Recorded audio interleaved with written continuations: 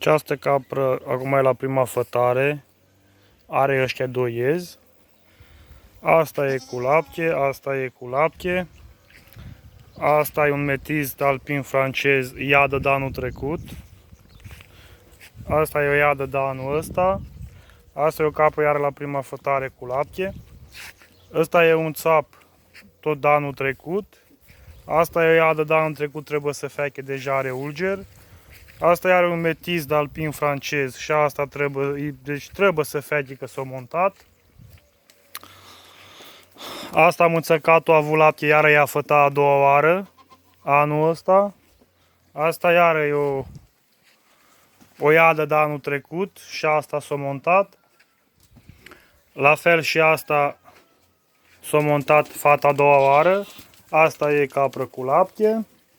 Capra asta are ieghile aștia două, asta și cu asta. Vezi? Capra asta.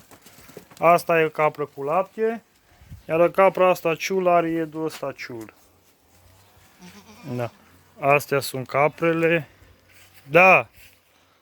Care se vând.